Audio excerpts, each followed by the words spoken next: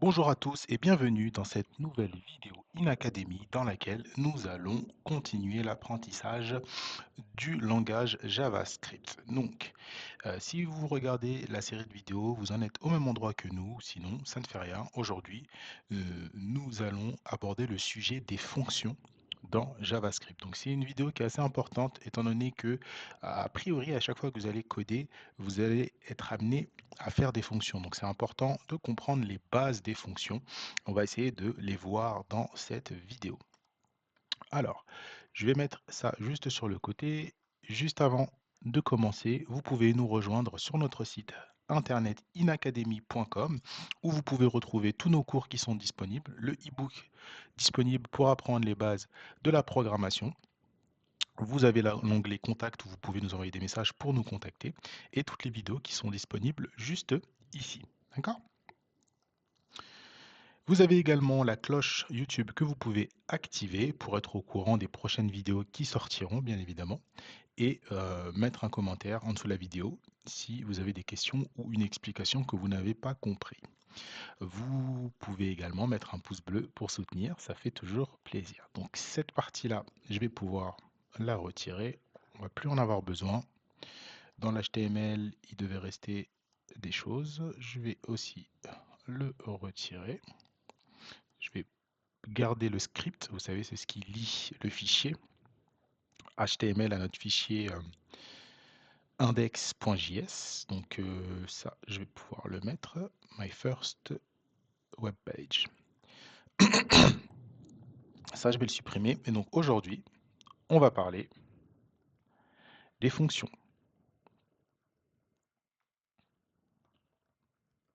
Donc sans plus attendre, donc dans les vidéos, on a déjà vu, on a déjà parlé des fonctions, mais sans rentrer dans le détail. Donc vous savez à quoi ça sert. Donc ça va être des instructions en fait. Une fonction, c'est un bloc de code qui va vous permettre de donner des instructions. Ok. Pour la faire, tout simplement, on va écrire avec le mot-clé fonction. Voilà, on va me le proposer. Ensuite, on va donner le nom d'une fonction.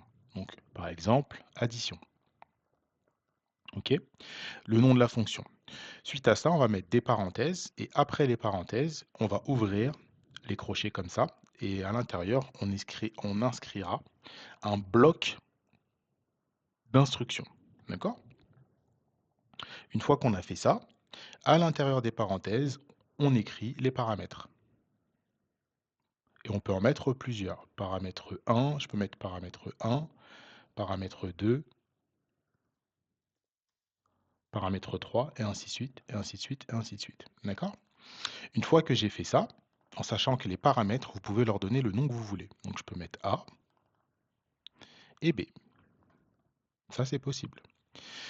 Ensuite, juste ici, je vais pouvoir écrire retourne, vu que ma fonction s'appelle addition, je vais pouvoir mettre A plus B. Je mets mon point virgule, et là, ça signifie que ma fonction va retourner le résultat de A plus B. Donc si j'appelle ici ma fonction, pour appeler une fonction, il faut tout simplement écrire son nom, et entre parenthèses, lui passer des paramètres qui correspondent à ce que j'ai demandé. Donc là, en l'occurrence, des chiffres. Donc je vais mettre 5 et 5. D'accord? Donc à partir du moment où j'ai appelé ma fonction, si je lance le code, eh bien, j'aurai mon résultat. Donc ça marche mieux si je mets un console log, bien évidemment. Voilà. Console log addition 5 et 5. Et là, ça s'affiche bien en console. D'accord? Donc sans le console log, bien évidemment, j'ai rien où afficher le résultat. Donc là, j'ai bien le résultat qui s'affiche. D'accord? Il faut savoir également que ce qui va être important de comprendre, c'est qu'il y a une portée en fonction en fait de où vous allez écrire votre code. Ce qui signifie que si j'écris le code à l'intérieur, si j'écris une variable à l'intérieur, let result de ma fonction, par exemple, let result égale 5, eh bien, la variable qui est écrite à l'intérieur de la fonction, eh bien, sa portée se limite à la fonction. C'est-à-dire que je ne peux pas y accéder en dehors de la fonction. Donc, si je fais un console log de result, je ne vais pas pouvoir. D'accord? Ça va me mettre indefine parce que j'ai pas accès à result.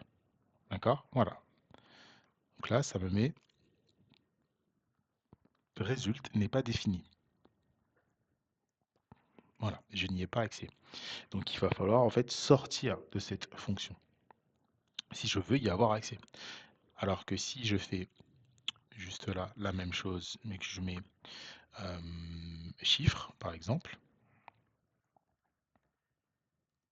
chiffre égale 5, et bien là, si je fais un console log de chiffre, là j'ai accès à la fonction, à la variable, pardon. Donc là, j'ai bien 5. Et c'est pas le résultat de A plus B, étant donné que je n'appelle plus cette fonction. Donc c'est bien le résultat de, euh, de mon console log, juste ici, ligne 10. D'accord? Vous pouvez stocker des variables à l'intérieur de la fonction. Si par exemple j'appelle ma fonction saluer et que à l'intérieur je décide de faire un return, je vais changer mes paramètres, je vais mettre un nom et je vais retourner le nom. Je vais mettre des backtitres.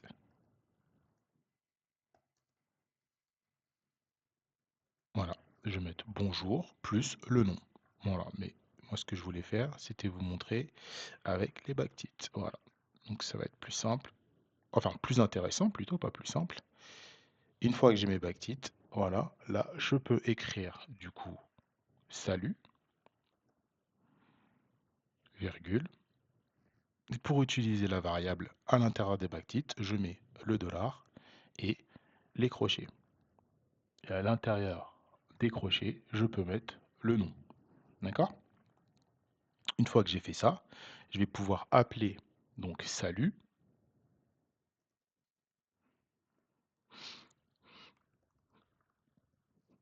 et je vais pouvoir mettre Jean par exemple. Donc je vais bien avoir, si j'appelle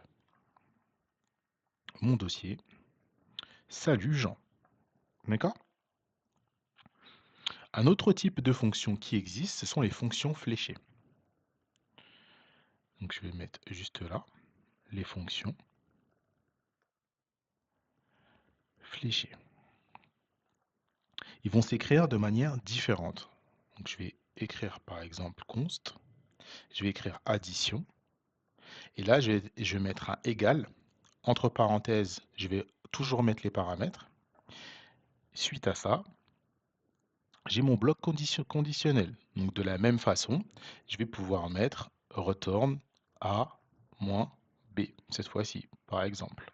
Dans ce cas-là, ça sera plus addition, ça sera soustraction. Vous remarquerez qu'à chaque fois, je change le nom de mes fonctions. Pourquoi? Parce qu'il y a des conventions de nommage et il faut toujours, en fait, appeler les fonctions de la manière le plus précis possible. En voyant le nom de la fonction, on est censé savoir, ou du moins comprendre, ce que fait la fonction. D'accord? Donc là, si je fais un console log de soustraction, voilà, et que je mets 10 et 3, par exemple, si j'appelle ma fonction, je vais bien avoir mon retour. 7. Donc a priori, 10 moins 3, ça fait bien 7. D'accord? Il y a une différence notable quand même entre la fonction fléchée et la fonction normale, c'est que en fait le mot this euh, ne sera pas atteignable. Le mot-clé this qui est juste ici, En fait, c'est un chiffre c'est un mot-clé qui nous est donné par JavaScript et qui va faire référence en fait à l'objet. Donc si par exemple j'écris mon objet user et que je dis qu'il est égal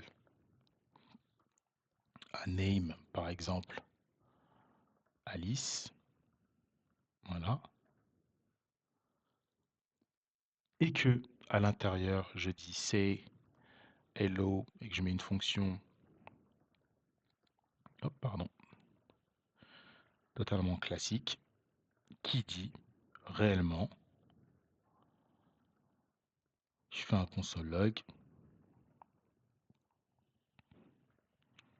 de hello, my name is plus le nom.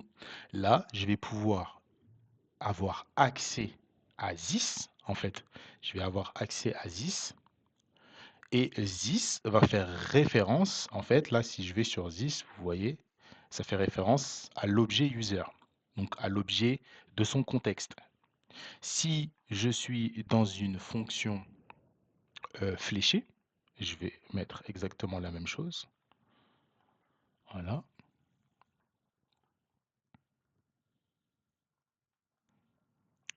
User 2, je vais l'appeler. Et là, je vais mettre Brandon. Et à la place, cette fois-ci, de fonction plus mon mot-clé, je vais faire une fonction fléchée. Donc, comme ceci. OK. Hop. D'expression. Donc, c'est à l'avant qu'il faut les mettre. Hop. J'étais en train de me demander pourquoi il faisait ça. C'est parce que les parenthèses sont écrites avant. Après. Et c'est avant qu'il faut les mettre. Voilà.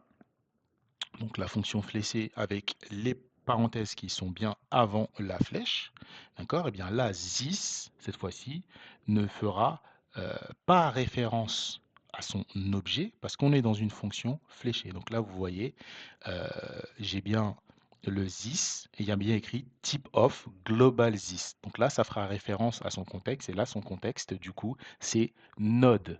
C'est Node.js, comme là qu'il faut appeler. Donc c'est pas du tout l'objet, d'accord? Et donc là, en fait, on ne pourra pas euh, avoir accès au name. Donc si je fais user.sayhello pour appeler la fonction et que là je le refais, user2 cette fois .sayhello, je vais avoir un résultat qui sera correct. Hello, my name is Alice. Dans le premier cas, car this a bien la référence. Et là, si vous passez juste la souris dessus, vous le voyez, hein, vous voyez directement la référence. Ça fait bien référence à user, donc à l'objet de son contexte. Donc là, l'objet, c'est user. Alors que là, ça me faisait référence à global, donc qui n'est pas l'objet user 2 et donc j'ai hello my name is undefined, donc c'est bien undefined. Pour vous en rendre encore un peu plus compte, vous pouvez voir que si par exemple je fais une fonction que j'appelle coucou et qu'à l'intérieur de cette fonction je fais un console log tout simplement de this, ok, si je fais un console log de ma fonction coucou, eh bien je vais avoir quoi à votre avis? Vu que this fait référence à l'objet global, eh bien, je vais avoir la valeur de global. Voilà. Donc là, vous voyez, objet global. Donc this, ça renvoie à global euh, de node. D'accord? Donc maintenant que vous avez vu un petit peu tout ça, on va pouvoir un petit peu voir, mettre en pratique et vous allez vous rendre un peu plus compte de tout ce qu'on peut faire avec les fonctions. Mais vous avez déjà normalement dans les précédentes vidéos pu vous rendre compte que des fonctions sont là pour justement lancer euh, des comportements, d'accord? Donc là, on va faire une fonction tout simplement qu'on va appeler vérifier âge et on va essayer de mettre un petit peu en pratique, d'accord? Donc en paramètres, je ne vais pas mettre de paramètres, je ne vais pas suivre le le prompteur. Je vais pas mettre de paramètres, je vais tout simplement mettre vérifier âge. Je vais faire un let âge égale prompt, d'accord? Et le prompt, alors un prompt, c'est un pop-up qui va s'afficher dans le navigateur. Et le pop-up, ça va mettre, on va afficher comme message quel est votre âge. Une fois que j'ai fait ça, je vais dire que si l'âge est supérieur ou égal à 18 ans, eh bien,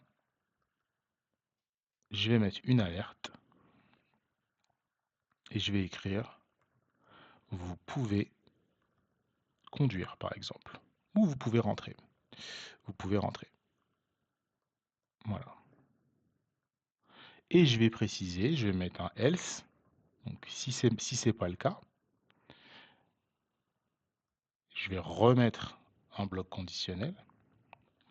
Je vais mettre une alerte. Et cette fois-ci, effectivement, je vais mettre vous ne pouvez pas rentrer.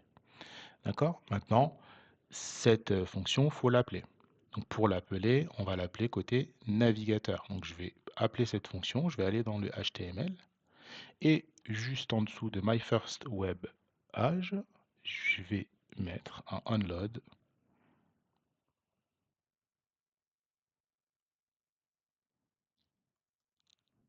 égal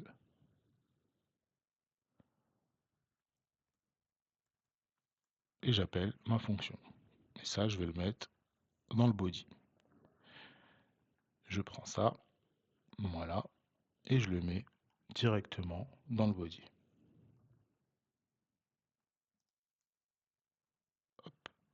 Et hop. Voilà. Ce qui veut dire que dès que le body va se charger, ma fonction va s'appeler. Donc, pour le lancer, vous vous souvenez, je prends le fichier HTML et je lance tout simplement dans un navigateur. Alors là, hop, ça a été bloqué. Je vais le rouvrir. C'est celui-ci. Je prends mon fichier et je le lance. Voilà. Donc j'ai bien mon fichier qui s'est lancé. J'ai My First Web Page et j'ai bien mon pop-up. C'est ça un prompt. Ok. Mon pop-up qui s'est lancé automatiquement. Comme on a mis le onload directement dans la balise body. Et j'ai bien le message quel est votre âge. Donc je vais dire que j'ai 15 ans et ça va me mettre vous ne pouvez pas rentrer. OK?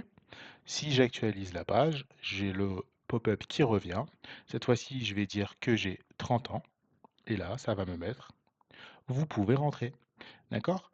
Voilà l'une des façons d'utiliser les fonctions. Donc il y a plein d'autres façons, mais en gros, comme ça, vous pouvez bien vous en rendre compte. C'est fait, bien évidemment, pour donner des comportements en fait, à une application ou à un site internet. Et c'est à ça que ça va servir les fonctions dans le JavaScript, à mettre, euh, à rendre plutôt actif en fait votre page.